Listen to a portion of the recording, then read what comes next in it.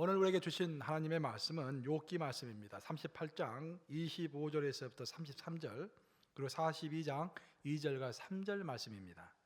설교 제목은 평범한 일상에서 체험하는 비범함입니다. 제가 여러분들을 위해서 봉독해 드리겠습니다. 누가 홍수를 위하여 물길을 터주었으며 우리와 번갯길을 내어 주었느냐? 누가 사람 없는 땅에 사람 없는 광야에 비를 내리며 황무하고 황폐한 토지를 흡족하게 하여 연한 풀이 돋아나게 하였느냐? 비에게 아비가 있느냐? 있을 바오는 누가 낳았느냐? 얼음은 누구의 태에서 낳았느냐? 공중의 서리는 누가 낳았느냐? 물은 돌같이 굳어지고 깊은 바다의 수면은 얼어붙느니라. 내가 묘성을 메어 묶을 수 있으며 삼성의 뜰을 풀 수 있겠느냐? 너는 별자리들을 각각 제때에 이끌어낼 수 있으며 북두성을 다른 별들에게로 이끌어갈 수 있겠느냐? 내가 하늘의 궤도를 아느냐? 하늘로 하여금 그 법칙을 땅에 베풀게 하겠느냐? 주께서는 못하실 일이 없사오며 무슨 계획이든지 못 이루실 것이 없는 줄 아노니. 3절 우리 함께 읽겠습니다. 시작. 무지한 말로 이치를 가리는 자가 누구니까? 나는 깨닫지도 못한 일을 말하였고 스스로 알 수도 없고 헤아리기도 어려운 일을 말하였나이다. 살아계신 하나님의 말씀입니다. 아멘. 우리가 이제 흔히 카톡을 주고받을 때 보통 많이 하는 말 중에 하나가 승리하세요라는 그런 이야기를 합니다. 저도 가끔씩 그런 말을 쓰는데요. 제가 처음에 이제 아주 청년의 시절 때 승리하세요 이런 말을 들었을 때는 속으로 상당히 전투적이다, 좀 이렇게 부드러운 말을 쓰지 왜 승리하라는 말을 쓸까, 이게 그것은 군대에서만 쓰는 거 아닌가라고 그렇게 생각을 했습니다. 근데 이게 세월이 쭉 흐르면서 이제 보니까요, 이 승리하세요 이 말이야말로 정말로 성서적인 말입니다.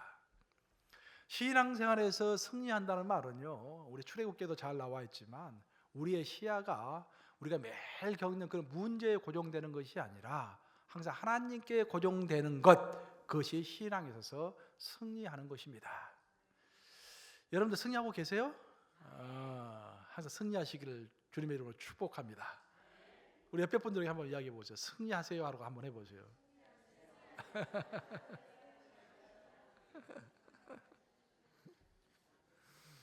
우리는 일상 삶 가운데서 끊임없이 문제가 직면합니다. 문제가 다가옵니다. 문제 없는 사람 아무도 없습니다. 뭐 개인의 삶이 됐든지 직장이 됐든지 교회도 마찬가지예요. 그 신령한 교회도요, 우리 목사님들끼리 한 달에 한 번씩 모여서 우리가 웨슬리 북종도다 목사님들 모여가지고 항상 같이 기도하거든요. 기도할 때 이제 목사님들이 쭉 돌아가면서 자기 교회에 있던지 잘된 이야기, 못된 이야기 다 나누어요. 깜짝 놀라는 게 문제 없는 교회가 없습니다. 왜 이렇게 문제가 많은지. 근데 문제는 뭐냐면은 이렇게 문제가 많다 보니까 우리의 시야가 자꾸 그 문제에 고정된다라는 거예요. 문제에 집중한다 그런 말입니다. 그러면서 정말로 그 문제의 해결이 되시는 하나님에게 집중하지 못하는 경우가 많다라는 것입니다. 그래서 우리가 신앙에 있어서 승리해야 돼요. 즉 우리가 아무리 문제가 많다고 할지라도 그 문제에 매몰될 것이 아니라 그 문제의 주인이 되시고 해결해 주시는 하나님께 우리의 시선이 고정돼야 할 줄로 믿습니다. 들려오는 소식에 따르면은 요즘에 이제 한국의 그 인구 문제가 좀 많은 것 같아요. 들려오는 소식에 따르면은 한국은 그 인구 문제에 있어서 노령화, 또 저출산 그런 것도 문제지만요, 가장 큰 문제 중에 하나가 자살률이 계속 높아져서요, OECD 국가 중에서 10년 이상 연속해가지고 한국이 자살률 1위입니다. 좋은 것에서 1등을 해야 하는데 별로 좋지 않은 것에서 1등을 해서 참 마음이 안타깝습니다. 제가 잘 아시는 분 한 분도 우울증 증세가 좀 있었는데, 깜짝 놀랐어요. 우울증 증세가 좀 있었는데 자살을 했다는 소리가 최근에 들려왔습니다. 제가 충격적이었던 게, 그분이 그래도 열심히 신앙생활 하시는 분은 아니지만 그래도 어느 정도 신앙생활 하시는 분인데 자살을 했다는 소리를 듣고 굉장히 제가 좀 충격을 받았어요. 그래서 오늘 이 설교를 준비하게 된 겁니다. 자살하는 사람들은요, 보통 그 새벽에 자살을 합니다. 왜냐하면 그 고요한 새벽은요, 내가 나를 만나는 시간이기 때문에 그 시간에 자살을 참 많이 합니다. 이 새벽은요, 새벽 기도하기도 딱 좋은 시간이지만 이 자살하기도 딱 좋은 시간이에요. 단지 차이가 있다고 한다면은 내가 누구를 만나느냐에 차이가 있습니다. 자살을 하는 사람은 내가 나를 만나는 거야. 우울증 환자들이 대부분 내가 나를 만납니다. 반면에 하나님을 믿는 사람들은, 기도하러 온 사람들은 내가 누구를 만납니까? 하나님을 만나는 거예요. 또 어떤 사람들은 내가 하루 종일 생각하면서 나도 아니고 하나님도 아니고 자꾸 다른 사람을 만나는 사람들이 많아요. 전화를 한번 받았다 하면은 보통 한 2시간 하시는 분들이, 기도는 10분 하기가 참 힘든데 전화 통 받았다 잡았다 하면은 그냥 내가 타인을 만나는 것을 너무 즐기는 사람들이 많은 거예요. 내가 누구를 만나느냐가 우리의 신앙을 결정하는 겁니다. 내가 나를 만나고 있느냐, 그 우울증 환자예요. 하루 종일 내가 나만 만나고 있으면 우울증 환자입니다. 반면에 내가 다른 사람만 만나고 있으면 껍데기 신자입니다. 내가 하나님을 만나야 할 줄로 믿습니다. 참 새벽에 자살 충동을 느끼는 사람들을 보면은요, 그 사람들이 가장 느끼는 감정이 이 새벽에 나 혼자다라는 생각을 가진다고 합니다. 외로움을 많이 느끼는 거예요. 그래서 왕따가 무섭다는 것이죠. 왕따가 나 혼자, 모든 사람들이 나를 외면하는 것입니다. 나 혼자라는 느낌을 가지게 하는 거야. 그래서 그 혼자라는 느낌이 너무 무섭고 너무 외로워서 결국 자살을 하게 된다는 것인데, 그래서 어떤 신학자는 기도를 정의할 때 기도를 이렇게 정의했어요. 기도라는 것은 이 온 우주 천지에 내가 혼자가 아니라는 것을 생각하게 하는 것이 기도이다라는 거예요. 여러분 우주선을 타고 바깥에 나가본다고 하세요. 지구 바깥으로 가본다고 하세요. 그 우주 바깥에는 너무너무 고요하지 않습니까? 지구로부터 엄청나게 떨어진 곳에서 만약에 우주선이 고장이 났어요. 그 우주선 안에 아무도 없어요. 여러분 혼자만 있다고 생각해 보세요. 얼마나 외롭겠어요. 얼마나 무섭겠어요. 그렇죠?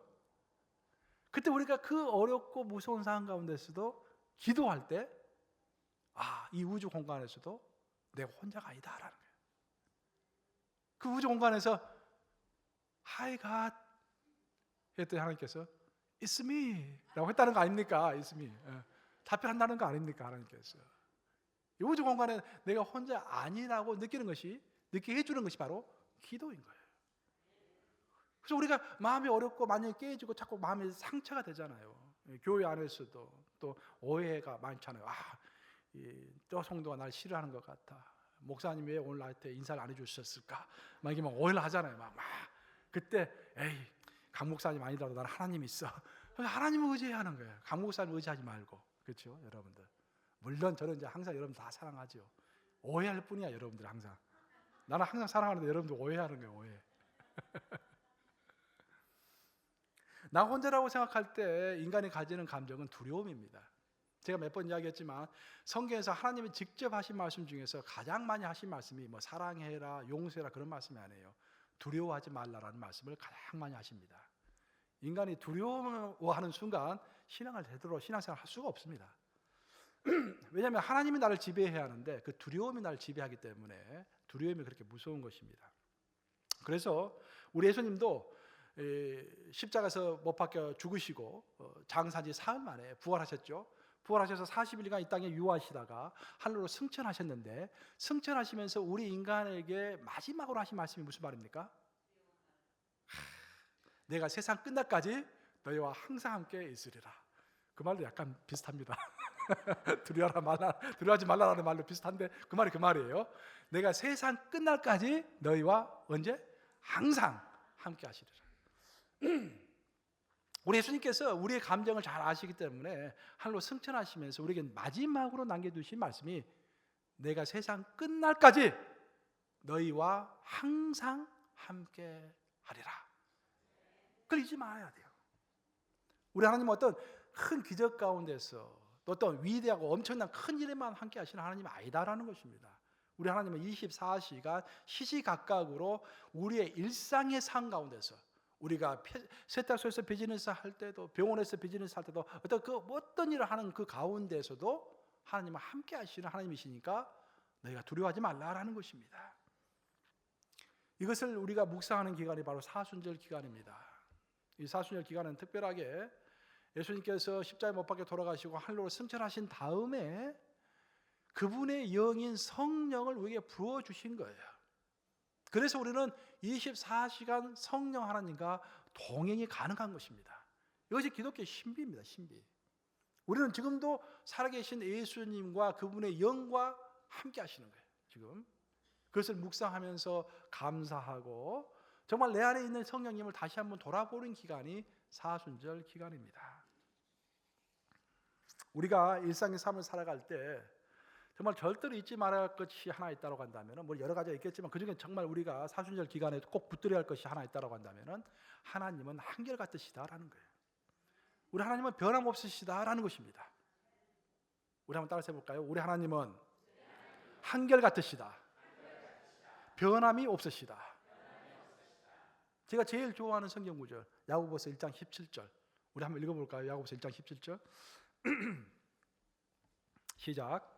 온갖 좋은 은사와 온전한 선물이 다 위로부터 빛들의 아버지께로부터 내려오나니 그는 변함도 없으시고 회전하는 그림자도 없으시니라. 마지막 부분 보시면은요, 그는 변함도 없으시고 변함이 없으세요. 한결같으세요. 회전하는 그림자도 없으시느니라. 회전하는 그림자도 없으시나, 이 번역은요 정말 잘된 번역입니다. 우리가 이제 개역 개정 성경을 읽어보면 어떤 부분은 왜 이렇게 해석을 했을까라고 생각되는, 원어를 좀 잘못 해석했다라는 생각이 드는 부분도 있는데 이 부분은 기가 막히게 해석한 것 같아요. 회전하는 그림자도 없으시느니라. 여러분들이 이스라엘 성기순례 가시면, 우리 내년에 이제 같이 가잖아요. 2018년 4월 달에 드디어 우리 성기순례 갑니다. 우리 교회에. 여러분들 지금 돈 저축하세요. 매달 한 190만 저축하시면 될 것 같아요. 근데 성기순례 가시면은 그 광야를 가보게 돼요. 광야에 가보면요 소리 하나 들리지 않습니다. 움직이는 것이 하나도 없어요. 모든 것이 딱 정지되어 있는 것 같아요. 근데 그 모든 것이 딱 정지되어 있는 것 같은 그 가운데서도 딱 하나만 움직입니다. 뭐가 움직입니까? 그림자가 움직여요. 아, 빙고, 여기서 맞았습니다. 그림자가 움직이는 거야. 왜냐? 우리 지구가 해 주위를 이렇게 돌고 있기 때문에 해 각도가 달라지면서 그림자가 계속 바뀌는 것입니다. 그림자가 바뀌는 것을 누가 붙잡을 수가 없어요. 그런데 우리 하나님은 그 회전하는 그림자조차도 없으실 정도로 변함이 없다라는 거예요. 얼마나 기가 막힌 번역입니까? 예? 기가 막히죠. 회전하는 그림자도 없이 한결같이. 그럼 변하는 것은 누가 변합니까, 여러분? 내가 변하는 거야. 하나님은 항상 그 자리에서 항상 똑같은 마음으로 항상 우리를 사랑하시고 항상 능력의 하나님, 항상 우리를 베풀어 주시길 원하는 하나님, 항상 우리를 긍휼히 여기시는 하나님, 항상 우리를 치유하시는 하나님인데, 내가 그 하나님 앞에서 어떨 때는 내가 뭐 잘 될 것 같고 어떨 때는 진짜 하나님이 있는 것 같은데 어떨 때는 또 하나님이 없는 것 같아. 내가 왔다 갔다 하는 거야. 내가 변하는 것은 나이고 우리 하나님은 변함이 없으시다라는 것입니다. 우리 하나님은 변함없이 항상 우리와 함께 하십니다. 사실 이리저리 변하는 것은 우리 자신입니다. 그런데 우리는 아주 자주 하나님이 변함이 없으시다라는 것을 잊어버리는 것입니다. 그리고 우리는 두려워하는 것입니다. 사실 우리가 이 두려움을 없애는 방법은, 가장 좋은 방법은 24시간 함께 하시는 하나님을 잊지 않고 그분과 동행하는 겁니다. 에녹이 동행했듯이, 하나님과 동행하면서 죽지 않고 하늘로 올라갔듯이 항상 함께 하시는 하나님을 어디 일상의 삶 가운데서 뭐 특별하게 만나려고 하지 말고, 기도원 한번 가기도 힘들잖아요, 여러분. 기도원 가서 하나님 만나려고 하지 마세요. 저도 목회를 하지만 3일 금식 기도하려고 기도원 한번 가려면 굉장히 힘들어요. 이것저것 준비도 많이 해야 되고 설교도 미리 준비해놔야 되고 굉장히 힘듭니다. 그래서 멀리 갈 필요가 뭐가 있어요? 교회에 나오면 되잖아요. 여러분 집에서 기도할 수 있잖아요. 그렇잖아요. 그 하나님과 함께 하는 것이 중요해요. 왜냐? 하나님 항상 있기 때문에, 우리와 함께 하시기 때문에. 제가 그 아시는 분이 이제 이사하시면서 집 앞에다 나무를 두 그루 심으셨대요. 똑같은 나무에 똑같은 크기의 그 나무를 두 그루 앞에 딱 심은 거야. 그러나 세월이 흘렀습니다. 1년이 흐르고 3년이 흐르고 10년이 흐르고 20년이 흘렀어요. 근데 묘하게 두 그루 나무 중에서 한쪽 나무만 유독 무럭무럭 엄청나게 큰 나무로 자라가지고 그 크기가 거의 한 2배 차이가 나는 거예요. 이거 보기가 싫잖아요. 두 개를 딱 심었는데 하나는 크게 자라는데 하나는 조그맣게 자라니까 왜 그럴까? 종자가 좋지 않은 걸까? 분명히 똑같은 나무를 심었는데 라고 생각한 거예요. 그러다 하루는 이제 앞에 그 수도관이 고장이 나가지고 수도관 공사를 했대요. 그가 집 앞에서. 그래서 가서 공사하는 것을 봤더니 수도관이 녹이 쓸어가지고 거기서 물이 조금씩 새 나오고 있는 거야. 한 방울 두 방울 똑똑 떨어지는 거야. 자세히 봤더니 그 똑똑 떨어지는 물이 전부 다 무럭무럭 자라고 있는 나무의 뿌리로 가더라라는 거예요. 그분이 그것을 보면서 딱 깨달았대요. 아하, 이거구나. 영적인 생활도 이거구나. 우리가 뭐 폭포수처럼 한번 왕창 물 뿌린다고 해가지고 나무가 자라는 것이 아니라 아무것도 아닌 것 같지만 한 방울 두 방울 똑똑 떨어지는 그물, 그것이 20년 동안 계속 그것이 흘러갔더니 나무 옆에 있는 나무는 조그만데 그 나무는 2배 크기로 엄청나게 자라있다라는 거예요. 그러면서 그분이 깨달았다라는 거예요. 어디 뭐 기도원에 가고 엄청난 뭐 기적을 체험하는 것이 중요한 것이 아니라 함께 24시간 함께 하시는 하나님과 한 방울 두 방울 내 영혼에 떨어지는 그 하나님의 은혜가 있다고 한다면, 내 영혼에 한 방울 두 방울 떨어지는 하나님의 말씀이 있다고 한다면, 그것이 모여서 10년이 지나고 20년이 지나고 30년이 지나면 내가 영적 거장이 되는 것이구나. 중요한 것이 한 방울 두 방울이 중요하구나. 일상의 삶이 중요하구나. 그걸 깨달았다는 거예요. 가끔씩 우리 처가 그런 소리를 내요. 자꾸 설교할 때 자기 이야기 하지 말라고 하는데 갑자기 또 생각이 나네. 평상시 말을 할 때 부드럽게 한번 말을 해보래요, 저한테. TV를 보고 영어가 됐든지 한국어가 됐든지 성우들이 또 아나운서가 이야기를 할 때 따라서 한번 해보래요. 그럼 그것이 모아져서 훌륭한 이렇게 언변을 할 수 있다는 그런 조언을 하더라고요. 그 말도 맞죠. 평상시에 조금씩 따라서 하는 것. 평상시 삶이 아주 중요하다는 거예요. 창세기를 보면 창세기가 50장으로 구성되어 있죠. 창세기는 성경을 여는 책입니다. 굉장히 중요해요. 창세기와 출애굽기 굉장히 중요한 책입니다. 창세기 보면은 50장으로 구성되어 있는데 천지창조의 어마어마한 이야기는 1장과 2장에서만 나옵니다. 그리고 3장부터 마지막 50장까지는 전부 다요 인간과 하나님과의 그 소소한 인간의 관계, 그 관계를 통해서 어떻게 성장하는가라는 그런 이야기를 다루고 있어요. 정말 온 천지가 개벽하고 큰 일이 일어나는 엄청난 이야기는 2장으로 끝이 나는 거야. 그러니까 특별히 아브라함의 이야기가 나오는 창세기 12장부터 또 이삭의 이야기, 야곱의 이야기, 요셉의 이야기가 진행이 되는 50장까지 전부 다 정말 평상시 평온한 삶 가운데서 벌어지고 있는 그 평범한 삶 가운데서 만나는 하나님, 내가 겪는 일상의 삶 가운데서 내가 도전받는 그 문제를 해결하려고 고군분투하는 중에 만나는 그 하나님, 그 하나님과 관계를 맺고 고군분투하다 보니까 일상의 삶에 충실하다 보니까 내가 30년 40년 후른 후에 영적으로 훌쩍 자라 있었다라는 것을 증거하는 책이 바로 창세기인 것입니다. 사실 많은 사람들은 어떤 기적과 같은 일을 원해요. 엄청난 일을 한번 경험해 보기를 원합니다. 그런 말들을 참 많이 들어요. 하나님이 나에게 음성을 한 번만 들려주면 내 신앙이 이렇지 않을 것인데, 좀 그럴 것 같아요, 여러분들? 그렇지 않아요. 출애굽기를 읽어보면 하늘에서 먹을 것이 떨어졌습니다, 실제로. 그러다 하나님을 나중에 의심합니다. 그렇죠? 그것이 중요한 게 아닙니다. 사실 저도 이제 보면은 미국에 오기 전에는 그런 일이 거의 없었는데 미국에 와서요 기적 같은 것을 많이 체험했어요. 기적을 체험하는 것이 나쁜 것은 아닙니다. 필요할 때 또 하나님께서 우리에게 주세요. 애원도 참 많이 받았고요. 꿈을 통해서 환상도 많이 받고요. 그러다가 이렇게 목회를 하게 된 거예요. 원래 내 길이 아니었다고 생각했는데 많은 경험을 했어요. 근데 그 경험을 쭉 하다 보니까 어떤 이제 지혜를 얻게 되냐면요, 사람이 어떤 큰 기적을 이렇게 많이 맛보잖아요. 경험을 하잖아요. 그 어떤 현상이 나타나냐면은 더 큰 기적을 갈구하게 돼요. 처음에는 집에서 기적을 체험하다가 이제 더 큰 기적을 체험하려고 기도원에 가게 됩니다.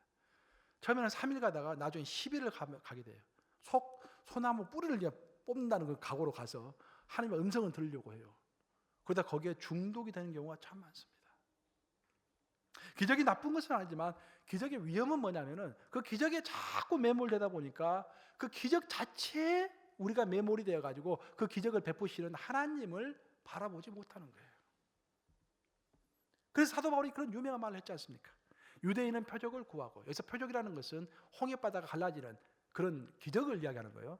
유대인은 표적을 구한다라는 거예요. 기적을 구한다라는 거예요. 헬라인은 지혜를 찾는다라는 거예요. 하지만 바울은 십자가와 그 십자가에 못 박힌 예수 그리스도 외에는 알지 아니하기로 했노라 라고 고백하고 있습니다. 어떤 사람은 기적을 구하고 어떤 사람은 지혜를 구하고 그것에서 어떤 일이 있는 것 같지만 나 사도 바울은 내가 얼마든지 기적을 체험할 수도 있고 내가 지혜로 말하면 너에게 뒤질 것이 아무것도 없음에도 불구하고 나는 지금 결단하기를 예수 그리스도와 그가 십자가에 못 박힌 것 외에는 아무것도 알지 아니하기로 작정하노라 라고 작정했다라고 고린도 성도들에게 선포했어요. 왜냐? 기적보다도 더 중요한 것, 지혜보다도 더 중요한 것은 그 지혜와 그 기적의 주인 되시는 예수 그리스도이기 때문입니다. 우리가 실수하는 것이 그거예요. 많은 것들을 이렇게 교회 일도 하고 직장 일도 하고 이렇게 하다 보면은 그 일 자체에 매몰돼서, 아니 어떨 때는 기적이 나타나죠. 우리 삶에 그 기적에 매몰돼 가지고 그것을 베푸시는 하나님으로부터 멀어지는 것입니다. 그래서 타락하게 되는 것입니다. 요한복음 5장에 보면은 참 유명한 이야기가 나오죠. 베데스다 연못가 이야기가 나옵니다. 베데스다에 연못이 하나 있었는데 거기에 38년 된 병자가 있었습니다. 38년 동안 이제 병을 앓고 있었는 거예요. 중풍병을 앓고 있었어요. 근데 그 사람이 믿는 것이 딱 하나 있었어요. 그래서 뭐냐면은 기적의 전설을 믿고 있었습니다. 그 기적의 전설이라는 것이 뭐냐면은 그 연못이 있는데 가끔 가다가 천사가 하늘로부터 내려와 가지고 그 물을 한번 딱 움직여 준다라는 거야. 그래서 그 천사가 그 물을 움직일 때 그 어떤 병자라도 빨리 들어가서 그 물에 자기의 몸을 탁 담그면은 제일 먼저 들어간 그 한 사람만 그 어떤 병이든지 다 낫는다 하는 거예요. 그래서 그 소문을 듣고 온 천지에서 막 소경이 모이고 전룩바리가 오고 혈기 마른 자가 모여가지고 온갖 병자들이 다 모여가지고 베데스다 연못가에서 그 물만 바라보고 있는 것입니다. 언제 물이 움직인가 바라보고 있는 거야. 그러다가 누가 거기에 딱 나타나십니까? 예수님이 딱 나타났어요. 근데 사람들은 전부 지금 뭘 보고 있습니까? 물만 바라보고 있는 거예요. 온 치유의 주제가 되시고 온 우주를 지으신 예수님이 나타났는데 예수님은 바라보지 않고 전부 물만 바라보고 있는 것입니다. 이것이 상징적인 의미입니다. 예수님께서 우리에게 가르쳐 주시는 상징적인 의미입니다. 우리의 삶이 그렇다라는 거예요. 우리가 물만 바라보는 거야. 우리의 자식의 문제, 비즈니스의 문제, 신앙의 문제, 인간 갈등의 문제, 그 문제만 보면서 그 문제를 묵상하고 있는 중이야 우리가 지금. 그러면서 우리를 스쳐 지나가시는 예수님을 바라보지 못하는 것입니다. 그래서 사순절이 필요한 거예요. 사순절에 시간의 매듭이죠. 시간을 매듭 짓는 것입니다. 사순절 기간만큼은 우리가 그 그 문제에 집중되어 있는 우리의 시야를 예수님께 고정시키는 것입니다. 이 사순절 기간만이라도 예수님께 또 십자가에 우리의 시선을 고정시키자라는 거예요. 이 사순절 기간 동안에 그렇게 하지 않으면요, 금방 12월 달 이제 옵니다. 보세요 이제. 금방 12월 달 옵니다. 크리스마스 이제 옵니다. 이제 성탄절 옵니다. 벌써 성탄절이네. 송구영실 오는 거야. 2017년 다 끝났네. 2017년 동안 내가 뭐 했나? 가만히 생각해 보니까 먹고 일하고 잔것밖에 없어. 그럼 얼마나 우리 인생이 허무해요. 그렇죠?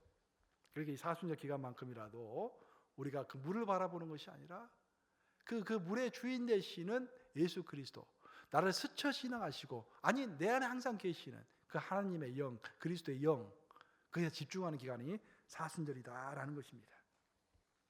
오늘 본문의 주제가 바로 그런 이야기입니다. 오늘 본문은 이제 욥기인데 욥기 중에서 가장 결정적인 부분이죠. 이 부분에 보시면 이제 욥에게 말씀하시는 하나님의 말씀입니다. 하나님께서 직접 하신 말씀이에요.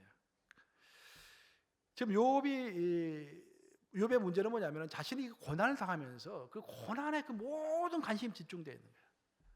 그러면서 하나님을 잊어버린 것입니다. 물론 하나님을 생각하고 있지만 욥의 관심은 오직 자기가 당하고 있는 고난에 지금 집중되어 있습니다. 왜 내가 고난을 당하는지 그 문제에 집중되어 있어요. 욥기는 41장으로 구성되어 있는데 성경 66권 책 중에서 가장 많이 이제 오용이 되고 있는, 잘못 해석되고 있는 책 중에 하나가 욥기예요. 보통 사람들은 욥기를 읽을 때요, 첫 부분을 좀 읽다가 중간 부분 너무 힘드니까 건너뛰고 마지막 부분을 딱 읽습니다.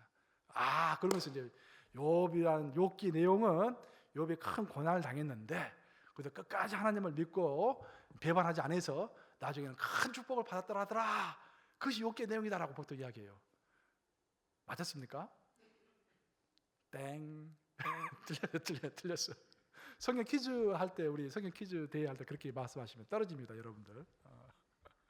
욥기의 내용은 그게 주가 아니에요. 물론 이제 그 마지막에 해피엔딩으로 끝나지만 욥이 그 처음과 마지막 그 중간 부분에서 친구 3명과 대화를 계속합니다. 그것이 엄청난 분량으로 나오죠. 그 분량을 좀 이해하기가 힘들고 그렇기 때문에 우리가 많이 건너뛰는데, 그 부분을 보면은 욥이 자기가 당하고 있는 고난을 인정할 수가 없다라는 거예요. 내가 그렇게 하나님께 충성했는데 왜 나에게 이렇게 고난이 왔는가라고 한탄하는 내용이 계속 나옵니다. 부당하다고 외치는 것입니다. 근데 놀라운 것은요, 욥이 한참을 친구들과 이야기하는데 그것을 하나님께서 다 듣고 계셨다라는 거예요. 그것이 정말 놀랍습니다. 우리가 불평을 할 때 하나님께서 다 듣고 계시는 거예요. 그리고 하나님께서 참고 참다가 이제 더 이상 참을 수 없다라고 나타나시는 내용이 오늘 본문 38장 내용입니다. 38장부터 마지막 41장까지는 하나님이 거침없이 쫙 하시는 하나님의 말씀입니다. 전부 다. 이게 참고 참았던 사람이 드디어 이제 때가 되어가지고 여지없이 말을 풀어내는 그런 과정과도 같이 하나님께서 말씀을 쫙 풀어내십니다. 그 하나님의 말씀의 요지는 뭐냐면은 내가 욥 너를 안다라는 거예요. 나는 너가 누군지를 알고 너가 얼마만큼 나를 사랑했는지 나에게 충성했는지 다 안다라는 거예요. 그리고 너가 지금 당하는 고난도 내가 허락했기 때문에 내게 주어진 것이다라는 그런 이야기입니다. 그렇지만 너는 너의 지혜로는 결단코 내 지혜를 이해할 수 없다라는 거예요. 그래서 이해하려고 하기보다는 나를 믿는 것이 필요하다라는 그런 말씀하십니다. 그래서 예수님께서 그러면서 하나님께서 하시는 말씀이 욥 너는 도대체 너는 누구냐? 이게 내가 천지를 지을 때 천지 창조를 할 때 너는 도대체 어디 있었느냐? 너가 감히 지혜의 주인 되는 나에게 지혜를 말할 수가 있느냐? 너가 나에게 감히 불평할 수 있느냐? 너가 나에게 무슨 권리가 있어서 이렇게 말을 하는 것이냐? 너는 지금 너가 말하고 있는 상대가 도대체 누구인지 알기나 하느냐? 라는 이야기를 거침없이 쫙 하십니다. 이 말씀을 듣고 있으면요 무서워요. 와, 내가 하는 모든 이야기를 하나님께서 다 듣고 계시구나. 여러분들 속닥속닥 하신 이야기도 듣고 계실까요? 안 듣고 계실까요? 다 듣고 계시는 거예요. 그러면서 하나님께서 말씀하십니다. 온 지혜, 모든 지혜의 주인이 되는 나에게 어떻게 너가 지혜를 말할 수가 있느냐? 너 도대체 누구길래 나에게 불평을 할 수가 있느냐? 내가 천지 창조를 지었을 때, 천지 창조를 할 때 너는 도대체 어디 있었느냐? 이제까지 욥은 왜 자신에게 그런 불행이 일어났는지 이해하기를 원했습니다. 그리고 자신이 이해할 수 없었을 때 하나님께 원망했습니다. 하지만 하나님은 욥에게 있어서 지금 가장 필요한 것은 왜인가라는 그 해답이 아니라 모든 것을 최선으로 결정하시는, 그리고 항상 24시간 우리를 지켜보시는 그 하나님을 믿는 믿음이라고 말씀하는 것입니다.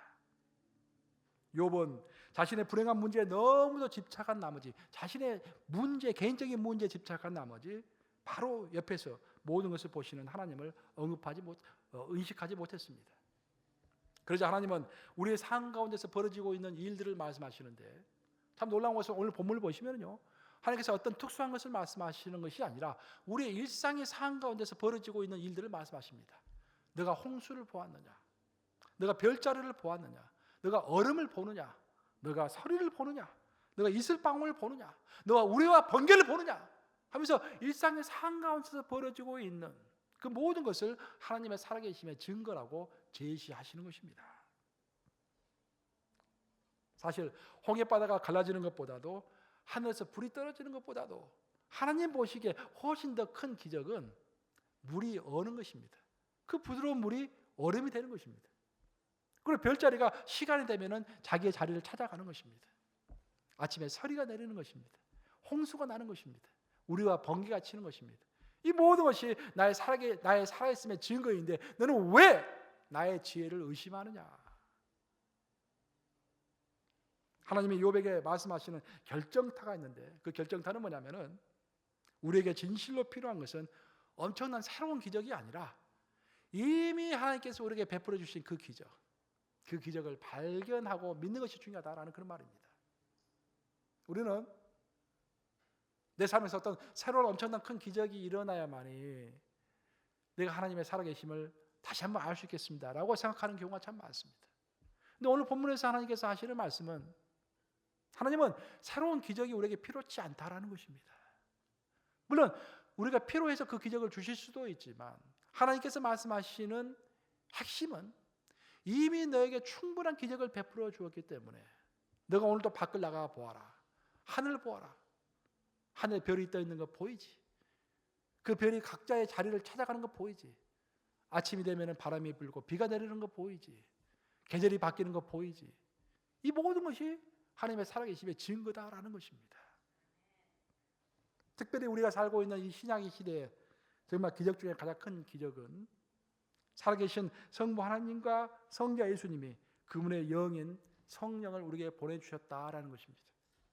그래서 24시간 우리와 함께 하시기 때문에 내 안에 계시는 성령을 바라보면 하나님의 살아계심을 우리가 부인할 수 없다라는 것입니다.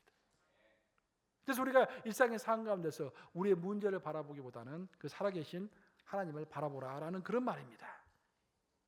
이제 말씀 마무리합니다. 우리들은 일상의 규칙을 깨고 어떤 벌어지는 일을 보통 기적이라고 이렇게 이야기하죠.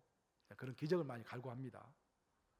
하지만 하나님은 해가 뜨고 해가 지며 사계절이 바뀌고 물이 얼음이 되고 별자리들이 자신의 궤도를 따라 움직이는 것, 이것이 일상의 규칙인데 그 일상의 규칙 자체가 기적이라고 말씀하십니다. 그래서 우리는 질서를 깨는 기적을 갈구하기도 하지만 오히려 일상의 삶 가운데서 매일 벌어지는 하나님의 기적을 발견하는 것이 중요합니다. 우리가 일상의 삶 가운데서 하나님을 만나지 못하는 이유가 뭘까요? 왜 하나님이 가까이 있다고 느끼지 못할까? 왜 사람들은 우울증에 걸리고 왜 사람들은 자살을 하는 것일까? 왜 사람들은 외롭다고 느끼는 것일까? 왜 새벽에 사람들은 하나님 대신에 자기 자신을 만나는 것일까? 그것은 우리가 너무 일상의 삶에 빠져버린 나머지 하나님의 손짓을 보지 못하고 하나님의 음성을 듣지 못하기 때문입니다.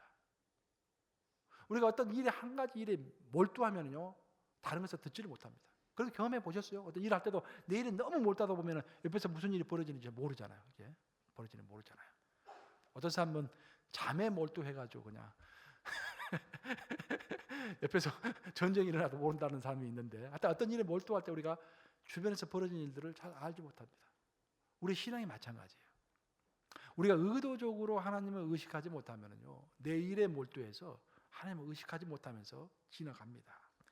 일상성에 너무 빠져 있게 되는 거예요. 그래서 예수님께서 하신 말씀 중에서 깨어있으라 라는 말씀 많이 하시잖아요. 예수님께서 깨어있으라, 일상의 삶 가운데서 깨어있으라, 그런 말입니다. 성경에는 노아의 홍수 시대 때 있었던 이야기를 이렇게 표현하고 있습니다. 홍수 전에 노아가 방주에 들어가던 그날까지도 사람들은 시집가고 장가가고 먹고 마셨다. 그리고 홍수가 나서 그들을 다 멸하기까지 깨닫지 못하였다. 자신의 죽음이 이 목까지 차왔는데, 나이가 벌써 70이 되고 80이 되고 90이 되고 해서 죽음이 목까지 차왔는데도, 그리고 지금 하늘에서 징조를 다 보여주고 있음에도 불구하고 그것을 깨닫지 못하고 먹고 마시고 시집가고 장가가는 일에 몰두했다라는 그런 말입니다. 한마디로 말해서 마지막을 눈앞에 두고서도 그것을 깨닫지 못하고 삶의 일상성에 빠진 그런 사람들을 묘사하고 있는 것입니다. 하나님은 우리가 먹고 마시고 시집가고 장가가는 것 그 자체를 정죄하지는 않습니다. 우리가 당연히 먹고 마시고 시집가고 장가가야지요. 그렇지만 그것에만 몰두하는 것이 문제가 된다, 그런 말입니다. 우리는 깨어있어야 합니다. 근데 깨어있는 사람들의 특징이 뭐냐면은 이런 평범한 삶 가운데서 비범함을 보는 사람이 깨어있는 사람입니다. 사업도 마찬가지예요. 정말 사업을 잘하는 사람들은요 사업도 마찬가지고 정치도 마찬가지예요. 평범한 가운데서 비범함을 보는 거예요. 뭔가를 패턴을 발견하고 뭔가를 보는 것입니다. 그 사람이 사업도 잘하고 그 사람들이 정치도 잘하는 거예요. 신앙도 마찬가지입니다. 평범한 일상의 삶 가운데서 나타나는 그 하나님을 캐치하는 거예요. 그리고 그것을 즐기는 것입니다. 그래서 마음이 편안하죠. 그렇죠? 사막에서 떨기나무를 보는 것은 결코 특별한 일이 아닙니다. 사막에 가보면은 사막이라기보다는 광야죠. 광야에 가보면은 떨기나무들이 많이 있어요. 이게 보면은 아주 잡목 같은 것이 많이 있습니다. 그래서 평범해요. 그리고 이제 하늘에서 가끔가다 번개가 치잖아요. 그럼 그 번개가 그 나무에 붙어가지고요 불이 이제 나기도 합니다. 그럼 사람들은 또 그런 일이 벌어졌는가 보다 하고 지나쳐요. 근데 모세는 40년 내내 그 떨기나무를 봤는데 그날도 떨기나무를 보면서 지나가고 있었는데 그 떨기나무에 불이 붙었어요. 근데 타지 않는 것을 보았습니다. 그리고 모세는 거기에 가까이 다가갔습니다. 그 타지 않는 나무에 가까이 다가가면서 그 나무를 통해서 하나님을 만난 거예요. 바로 이것이 영성입니다. 영성이 다른 것이 아니라. 하나님은요, 오늘 본문에 따르면은 우리 가운데서 항상 벌어지는 일, 홍수라든지 별자리라든지 얼음이라든지 물이라든지 이슬이라든지 그런 것을 통해서 우리 일상적인 것을 통해서 우리를 부르시고 자신을 나타내십니다. 그때 오직 깨어있는 사람만이 거기에서 일상적인 삶 가운데서 하나님을 만날 수 있는 거예요. 그리고 하나님의 메시지를 듣는 것입니다. 그것을 즐길 줄 알아야 합니다. 사순절 기간 동안 특별히 그런 기간입니다. 사순절 기간이. 이 사순절 기간 동안 더욱더 깨어서 일상의 삶 가운데서 하나님을 더 깊게 만나시고 일상의 기적에 더욱 감탄하시고 그것을 즐기시는 여러분 되시기를 우리 주님의 이름으로 축복합니다. 기도하시겠습니다.